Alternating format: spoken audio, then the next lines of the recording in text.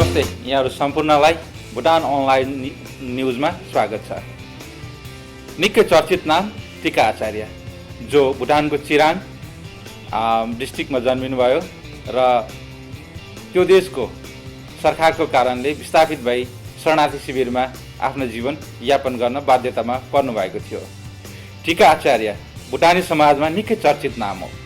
उहाँले अमेरिकामा आएर पनि आफ्नो नाम त्यत्तिकै सँग राख्न सफल हुनुभएको छ।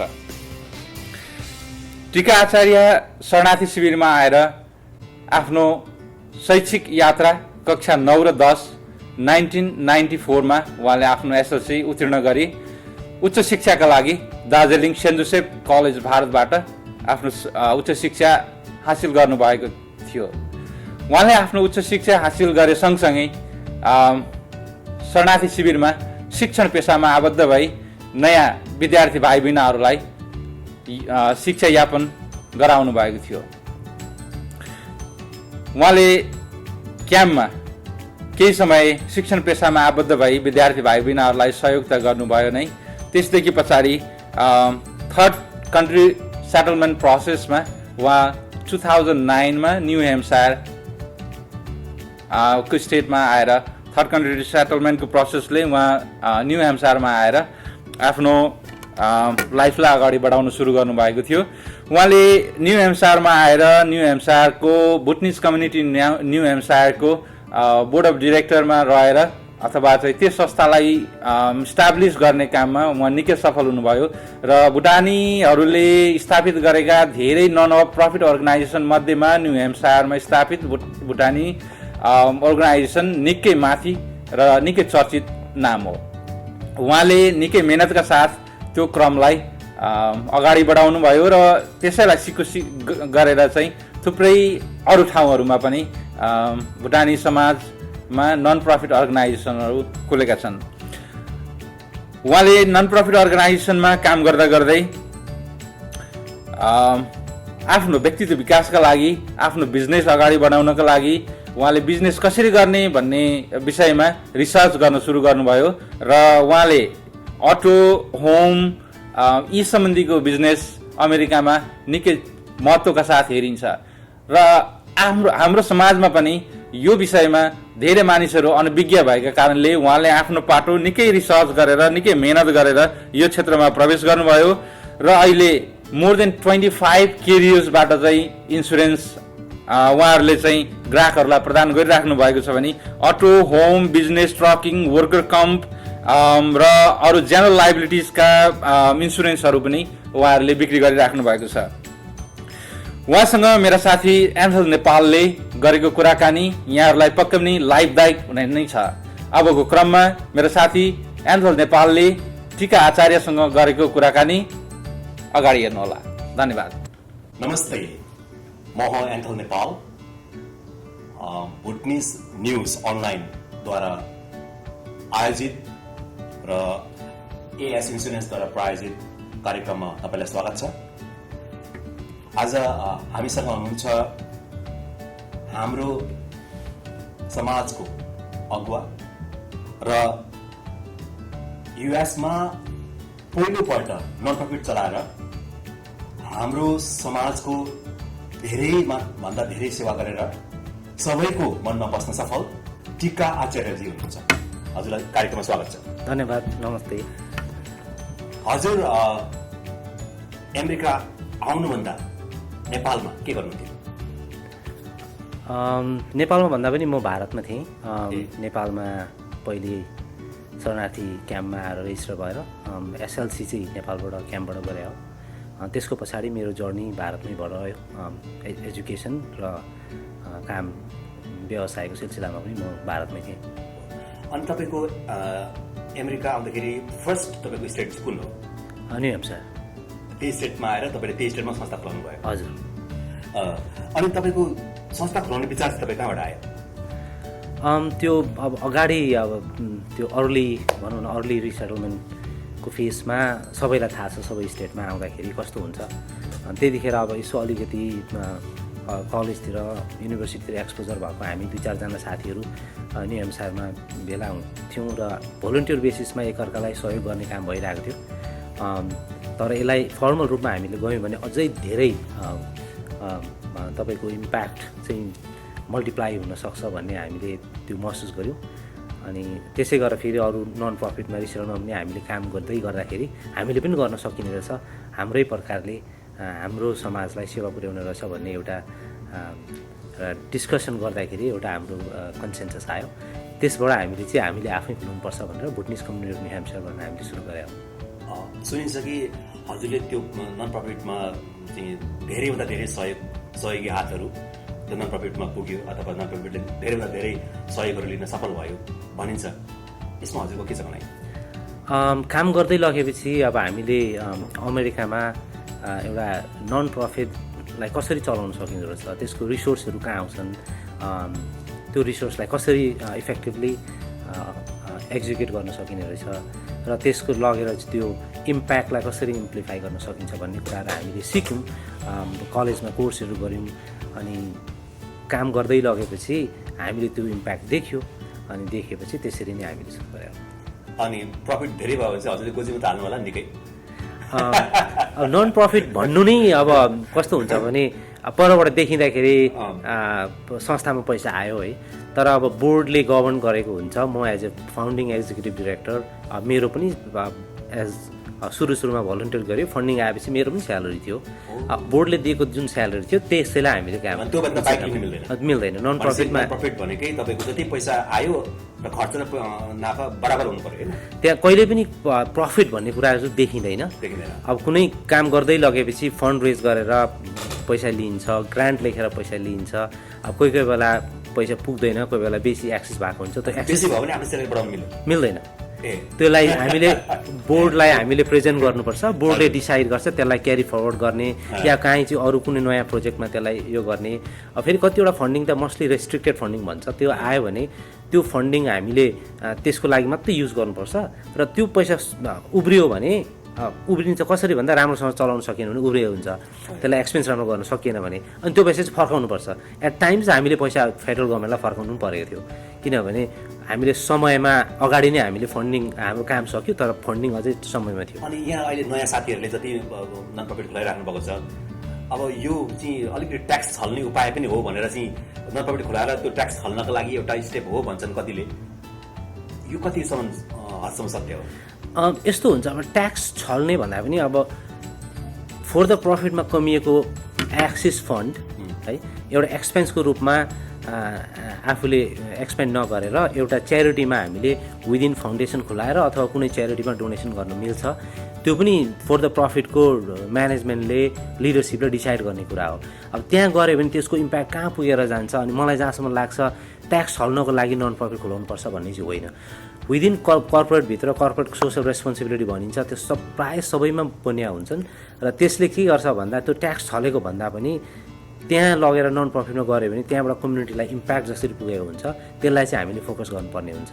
अब त्यो पैसा हामीले निकालेर त्यहाँ लग्यो भने अभियसली ट्याक्स त जोगिन्छ नै है टेक्निकली हेर्दाखेरि, तर त्यो गर्नु नि ठुलो कुरा हो, किनभने त्यसले गर्दाखेरि चाहिँ कम्युनिटीमा सोसल इम्प्याक्ट भन्छ। अनि कसैले चाहिँ सोसल एन्टरप्रेनरसिप भन्छु त्यसलाई म चाहिँ त्यसरी डिफाइन गर्छु होइन, किनभने फोर द प्रफिट गर्दै गर्दाखेरि इम्प्याक्ट पुगिरहेको छ, काम गरिरहेको छ, तर पनि एक्सिस फन्डलाई फेरि त्यो इम्प्याक्टलाई चाहिँ 1000 टाइम मल्टिप्लाई गर्नको लागि फाउन्डेसनमा पैसा लगाइन्छ। अनि मलाई जहाँसम्म लाग्छ त्यो ट्याक्स छल्नको लागि चाहिँ च्यारिटी गरिन्छ जस्तो मलाई लाग्दैन। अनि हजुरको त्यो नन प्रफिट हुँदाहुँदै यति राम्रो कम्पनी चल्दै हजुरले चलिरहेको कम्पनी, अनि एएस इन्सुरेन्स चाहिँ किन? अब एएस इन्सुरेन्स चाहिँ कस्तो छ भने मैले कलेज पढ्दा पोस्ट ग्रेजुएसन मास्टर्स गर्दाखेरि पनि इन्सुरेन्स सम्बन्धी मैले धेरै नै विषय लिएर अध्ययन गरेको थिएँ, पढेको थिएँ। त्यो अब यस्तो पनि हुन्छ, अब डोनेसन गर्ने भन्ने कुरा त सबैले डोनेसन गरेको त राम्रो हो नि त, मिल्छ एज लङ एज अब एएस इन्सुरेन्सको बोर्डले डिसाइड गर्यो भने मिल्छ। त्यसरी अनि तपाईँको सङ्घर्षको क्रममा एज अ इन्डिभिजुअल र बिजनेस तपाईँले इन्डिभिजुअल रूपमा कम्युनिटीलाई कसरी हेल्प गर्दै हुनुहुन्छ र बिजनेस थ्रुबाट तपाईँले कसरी हेल्प गर्दै हुनुहुन्छ कम्युनिटीलाई? पहिले नन प्रफिटमा काम गरेकोले गर्दाखेरि मलाई सम्पर्कमा साथीहरूले सम्पर्क गरिरहेको हुन्छन्, चाहे त्यो नन प्रफिट होस्, चाहे इन्डिभिजुअल फ्यामिलीको कुनै प्रब्लम होस्, कहाँ के गर्नुपर्छ, कसरी लिङ्क गराउनुपर्छ भन्ने कुरामा इन्डिभिजुअल रूपमा couple of hours in a week काहीँ न काहीँ कम्युनिकेसन, आफ्नो एक्सपिरियन्स सेयर गर्ने, आफ्नो नलेजहरू सेयर गर्ने, कसैलाई काहीँ कनेक्ट गराइदिने, कसैलाई लयर कनेक्ट गराइदिनु पर्ने हुन्छ, कसैलाई कुनै रिसोर्स गरिदिनुपर्छ, कुनै ब्याङ्क या फन्डिङ सोर्समा कनेक्ट गराइदिनु पर्ने हुन्छ। त्यो काम प्राइभेट रूपमा इन्डिभिजुअली म एज अ भोलिन्टियर रूपमा गरिरहेको छु। At the same time majority of my time चाहिँ अभियसली मेरो बिजनेसलाई दिनुपर्ने हुन्छ। जस्तै धेरै इन्सुरेन्स कम्पनीहरू छन्, धेरैले विभिन्न सुविधा दिएका छन्। एएस इन्सुरेन्स नै किन? अब एएस इन्सुरेन्स चाहिँ लाई हामीले कति ठाउँमा हामीले कन्ट्र्याक्टहरू लिनुपर्ने हुन्छ, त्यसमा हामीले डिफाइन गर्दा म कल्चरल ब्रोकर भनेर डिफाइन गर्छु एएस इन्सुरेन्सलाई। हामीले कस्तो देखेको छौँ भने इन्सुरेन्सको सेक्टर हेर्दा हाम्रो कम्युनिटीमा इट्स कम्प्लिटली न्यू है। हामीले उहाँ हुँदाखेरि न त हामीले लाइफ इन्सुरेन्स गरेको थियो, न त गाडीको इन्सुरेन्स गरेको थियो, न घरको इन्सुरेन्स गरेको थियो, न बिजनेसको इन्सुरेन्स गरेको थियो। तर यहाँ आएपछि त कम्प्लिटली नयाँ भइदियो। अब त्यसलाई कल्चरली एप्रोप्रिएट ढङ्गमा त्यो सर्भिस लिनको लागि चाहिँ देयर इज अ ग्याप। हामीसँग कल्चरली एप्रोप्रिएट एजेन्सीहरू मैले 2012बाट यो जर्नी सुरु गर्दाखेरि कोही पनि थिएन। त्यो एउटा ग्याप मैले फिल गरेँ। त्यो भएर हामीले चाहिँ त्यतिखेर हामीले सुरु गरिसकेपछि अरू प्रड्युसरहरू पनि हामीले त्यहाँबाट जन्मायौँ। त्यहाँबाट निक्लेर अरू हामीसँग अगाडि कम्पिटिसनमा पनि निक्लेका छन्। र एज अ इन्सुरेन्स चाहिँ के भन्छ, इन्सुरेन्सलाई डिफाइन गर्नु भनेपछि भने तपाईँ यहाँ आज हुनुहुन्छ है, तपाईँ हाउ यु आर प्रोटेक्टेड है। तपाईँलाई यो घरभित्र हुनुहुन्छ भने तपाईँ घरले प्रोटेक्ट गर्नुहुन्छ, तर पर्सनली तपाईँले एज अ होल है, तपाईँ घर छोडेर यहाँ आउनु भएको छ, मलाई इन्टरभ्यू लिनु भएको छ, तर हाउ यु आर प्रोटेक्टेड भनेपछि तपाईँसँग इन्सुरेन्स छैन भने यु आर नट प्रोटेक्टेड। हजुर लाइफ इन्सुरेन्सको अटो होस्, लाइफ होस्, जे होस्, तपाईँ गाडी चढेर आउनु भएको छ भने गाडीको इन्सुरेन्स त हुन्छ है। तपाईँ अहिले फ्यान भएर यहाँ लड्नु भयो भने तपाईँको मेडिकल इन्सुरेन्स चाहियो है। तपाईँलाई कुनै समयमा घटनै भयो भने तपाईँ लाइफ इन्सुरेन्स छैन भने तपाईँको फ्यामिलीलाई फाइनेन्सियल बर्डन कति हुन्छ भनेपछि इन्सुरेन्स हो। यही कुरा यो इन्सुरेन्सलाई एजुकेसन, त्यो नयाँ कन्सेप्टलाई चाहिँ इन्सुरेन्स भन्ने एज अ कन्सेप्टलाई त्यो एजुकेसनलाई घर घरमा प्रत्येक इन्डिभिजुअलमा एज अ होल रिसेटल कम्युनिटीमा पुगोस् भन्ने एउटा त्यतिखेरको सर्ट टर्म गोल लिएर सुरु भएको एएस इन्सुरेन्स। धेरै साथीहरूले जो अगाडि बढेर बिजनेस सेटअप गरेर एस्टाब्लिस भएका हुन्छन्, उहाँहरूले नयाँ आउने अपकमिङ जुन नयाँ जेनेरेसन छ उहाँहरूलाई कतिपय ठाउँमा सहयोग गर्नुहुन्न, कतिपय ठाउँमा सहयोग गर्नुहुन्छ। हजुरले नयाँ आउने जुन जेनेरेसन्सहरू छ, यही तपाईँको फिल्डमा आउनु खोज्दै हुनुहुन्छ, उहाँहरूलाई तपाईँ के भन्न चाहनुहुन्छ? Tika Acharya is white plain pen and paper. म के हुन्छ भने जानेको कुरा आफूले पढेर र काम गर्दै लगेको कुरा सिकाउन र सेयर गर्नको लागि it's no cost, always welcome हो। अनि मैले देख्दा insurance is a big huge market. हामीलाई जसरी ग्रोसरी स्टोर खोलिएका छन्, अरू इन्डस्ट्रीका बिजनेसहरू भट्टाभट खोलिरहेको छ भने इन्सुरेन्स होइन सुतिन्छ। इन्सुरेन्सको त्यति नै जरुरत छ र एउटा एजेन्सीले हाम्रो होल कम्युनिटीलाई सर्भ गर्छ भन्ने छैन। At the same time insurance as a agency as इन्सुरेन्सले हाम्रै कम्युनिटीलाई मात्रै सर्भ गर्नुपर्छ भन्ने छैन। एज वी ग्रो हामी डाइभर्सिफाई गर्छौँ, अरू कम्युनिटीलाई पनि सर्भिस गर्छौँ। तर बिजनेस सबैले गर्नको लागि कसैले बिजनेस गर्छु भनेर आयो भने त्यो एकदम गर्वको कुरा हो। किनभने मान्छेले चाहिँ के गर्छ भने they always think of getting a full time job अनि उसको फ्यामिली 40 आवर्स त्यही प्रकारले गरेको हुन्छ। तर बिजनेस गरेर आउँछु भनेर सोच्नु नि बिङ एन एम्प्लोयर हो नि भने चाहिँ कति फ्यामिलीलाई इम्प्याक्ट हुन्छ। चाहे 2जना एम्प्लोइ गरेको होस्, चाहे 100जना एम्प्लोइ गरेको होस्, चाहे 1000 गरेको होस्, त्यसले कति इम्प्याक्ट पुऱ्याएको हुन्छ। र एभ्री एन्टरप्रेन्योरसिप जो पनि आर्ट गरेर बिजनेस गर्छु भनेर आउँछ उसलाई होल हार्टेडली हामीले as a parent organization, as a single organization हामीले सपोर्ट गर्नुपर्छ। कतिपय ठाउँमा हाम्रो कम्युनिटीमा के पनि देखिन्छ भने प्याटर्न छ नि बिजनेसको, एउटाले चाहिँ होम केयर खोलायो भने अर्को सबैले होम खोलाउने अनि एउटाले इन्सुरेन्स खोलायो भने सबैले त्यो खोलाउने भन्ने हुन्छ नि। यसरी एक लहरमा जानु फाइदा कि उसले अलिकति युनिक खालको बिजनेस गर्नु फाइदा?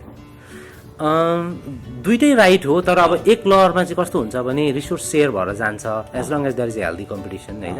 तर अब हाम्रोमा कता कता हामीले देखिन्छ कि अब अर्को नराम्रो यो यस्तो हो भन्ने Risk कुराहरू हुन्छ हुन्छ भन्ने होइन हो, होइन? यो त्यो प्रकारले गएर चाहिँ राम्रो होइन किनभने त्यो चाहिँ एकदमै सर्ट टर्म हुन्छ त्यो त्यो त्यो बिजनेस विल फेल अरे फेरि यस्तो पनि हुन्छ मान्छेलाई कसैले कुनै पनि एन्टरप्रेनर्स वर्ल्डमा हेर्नुहोस् बिजनेस गर्ने मान्छेहरू टप बिलिनियरहरू टाइकुन्सहरू हेर्नुहोस् उनीहरूको लाइफको जर्नीमा पनि they always have failed one point of time whether 1 time or 100 times right so कसैले बिजनेस गर्छु भनेर आयो भने उनीहरू कि चाहिँ त्यतिकै सक्सेस भएर जान्छन् कोही बेला स्ट्रगल हुन्छ कोही बेला टर्निङ पोइन्ट आउँछ कोही बेला डाउन कोही बेला अप अनि त्यो एक्सपिरियन्स हुँदै गएपछि माथि पुगेर सक्सेस हुने हो so it's a level playing field सबैको लागि वाइड ओपन छ अमेरिकामा that's how it's open market so I encourage everybody to practise business अनि see find your own strategies कसरी युनिकली आफूमाथि जान सकिन्छ that should be the goal not the goal should be okay त्यो अर्को चाहिँ नबढोस् म मात्रै बढ्नु अगाडि जाउँ भन्ने होइन एउटा ब्रेड पायो भने हामीहरूको गोल भनेको त स्लाइडर्स अफ ब्रेड सबैले सेयर गरेर काम ओके हाम्रै कम्युनिटीको कुरा गर्दा धेरैभन्दा धेरै हाम्रो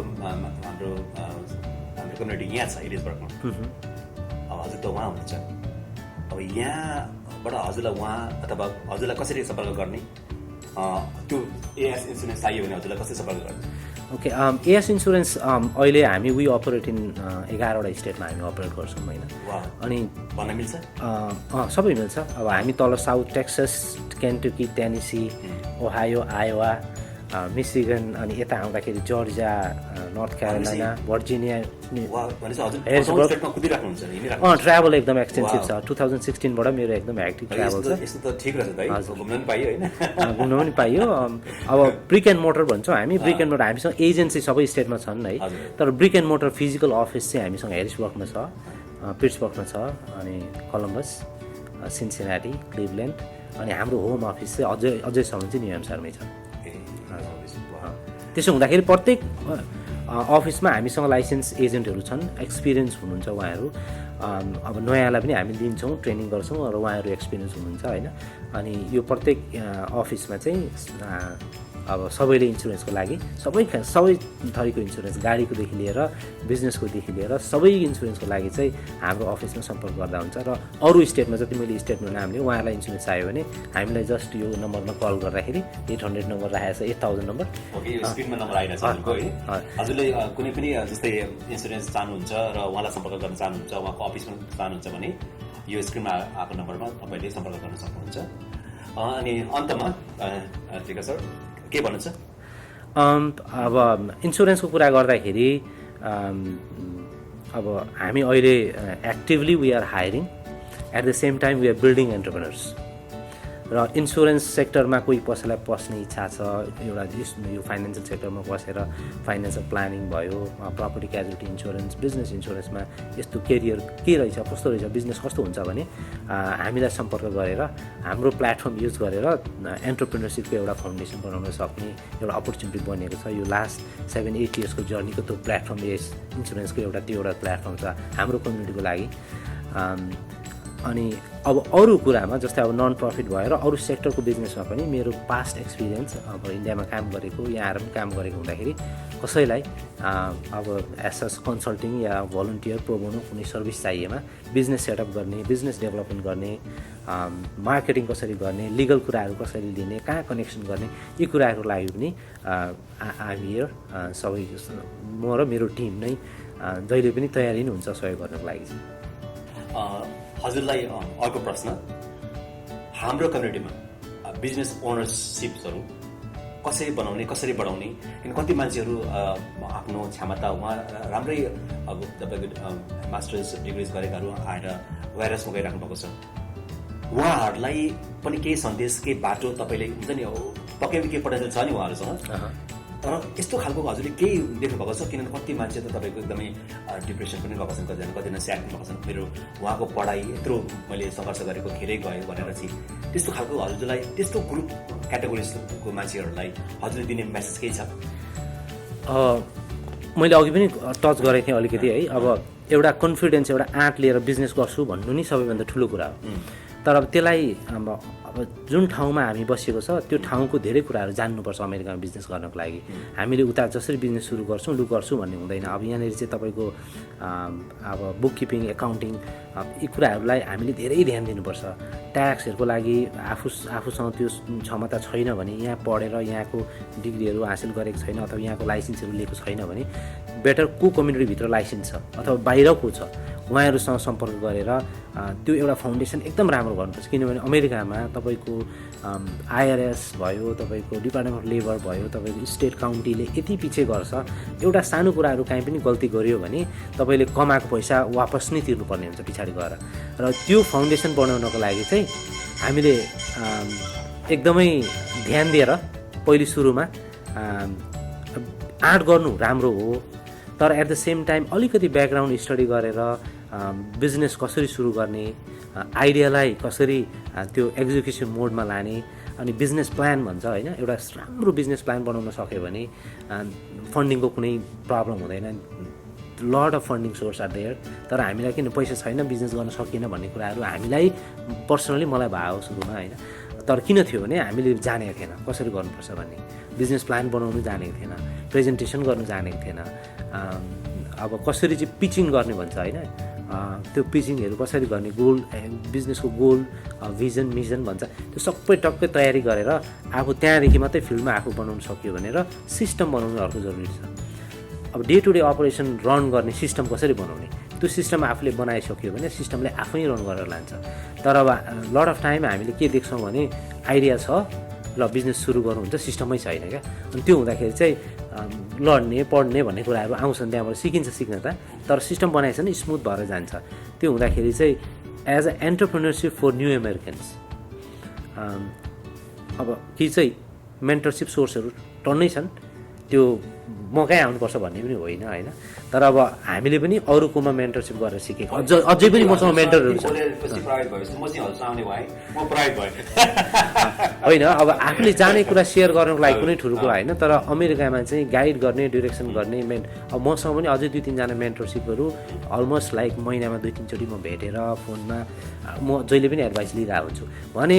हजुरलाई मैले क्रस क्वेसन गरेँ ल, जस्तै हामी कुनै ठाउँ अटो इन्सुरेन्स लिन गयौँ भने नयाँ गाडी लिएर गयो भने के भन्छ, तपाईँको गाडी महँगो भएको कारणले इन्सुरेन्स बढी गयो भन्छन्, पुरानो गाडी लिएर गयो भने तपाईँको गाडी थोत्रै भएको कारणले इन्सुरेन्स बढी गयो भन्छन्।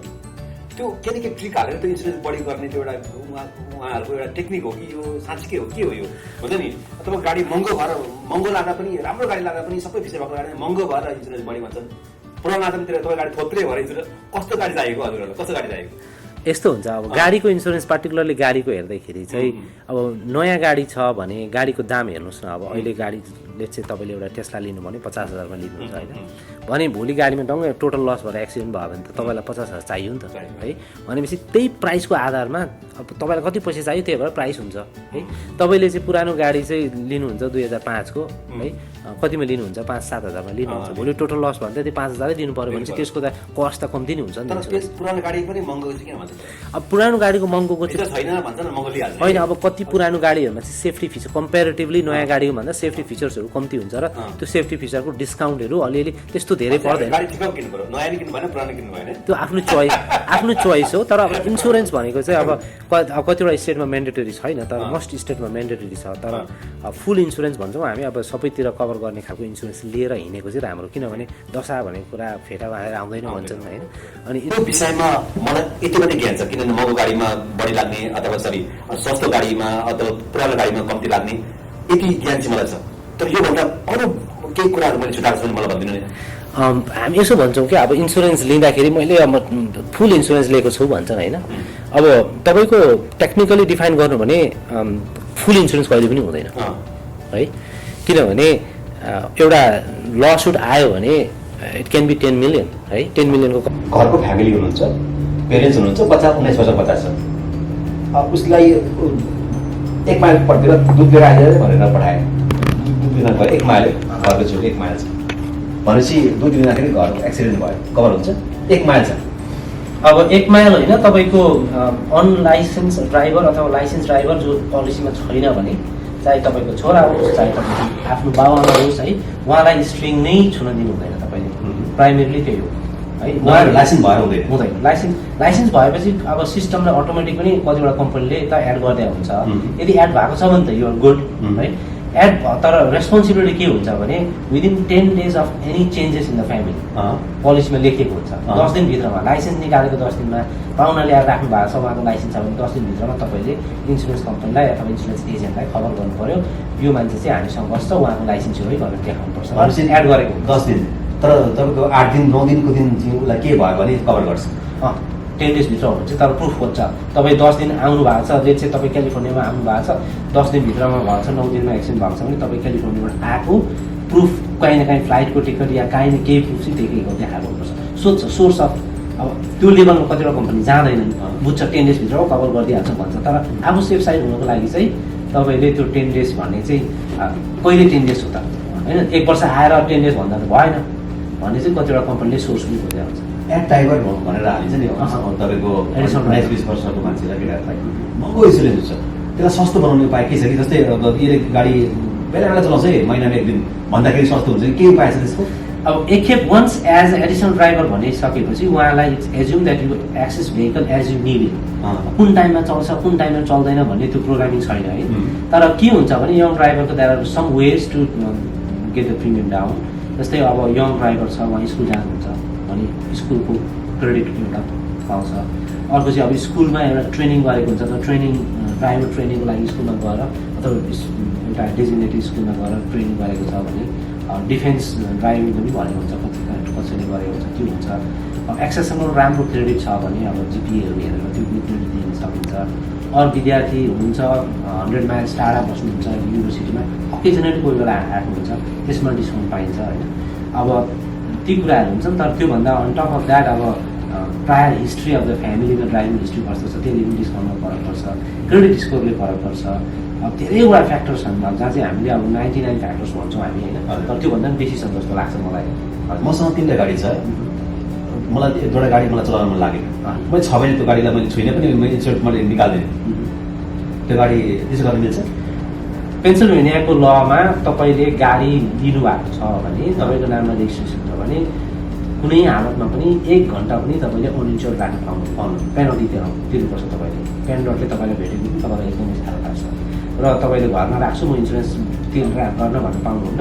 हाउएभर तपाईँले चलाउनु हुन्न भने अप्सन छन्। एउटा कुरा चाहिँ तपाईँले एकदमै बेसिक कभरेज बनाएर राख्नुहोस् चलाउँदाखेरि कभरेज बढाएर लानुहोस् है त्यो एउटा। अर्को कुरा चाहिँ के हुन्छ भने कतिवटा कम्पनीहरूले चाहिँ insurance and custody vehicle and custody भन्छ। भेहिकल एन्ड कस्टडी भनेको चाहिँ इन्सुरेन्सलाई कस्टडीमा मात्रै राख्ने भनेर पनि जस्ट फिजिकल ड्यामेजको लागि मात्रै भनेर केही भइहाल्यो त्यो गाडीमा त्यो घरमा राखेको पार्किङमा कुनै घटना भयो भने कभर गर्नको लागि भनेर कस्टडी भनेर राखिन्छ। तर कस्टडी भएको गाडी चाहिँ कसैले छोएर फेरि एक्सिडेन्ट भयो भने कभर हुँदैन छुनु भएन कस्टडीमा राखिन्छ। Custody custody. एउटा अन्तिमको एउटा हजुर प्रश्न गरेँ मैले हजुर अघि प्रश्न जोड्नुभएको थियो 100,000को कभरेज गर्नु। अब फर इक्जाम्पल एउटा ए भन्ने मान्छेको एक्सिडेन्ट भयो तर उसले 100,000 भन्दा बढी भयो उसको र 200,000 भयो 100,000 को दियो इन्सुरेन्सले अरू बाँकी 100 चाहिँ उसले के गर्नु पकेटमा तिर्नु। हजुर कुनै मान्छेले एक्सिडेन्ट भएर 200,000 खर्च हुने भयो भने उसले 100,000 पकेटबाट तिर्नु पऱ्यो। 200 भयो भने 100,000को कभरेज छ भने त्यही कारणले मैले अघि जोड्न चाहेको थिएँ। अब त्यस्तो धेरै हुँदैन खर्च हेर्नुहोस् होइन। अब महिनाको $20-30 बेसी जान सक्छ बाई अम्ब्रेला पोलिसी है।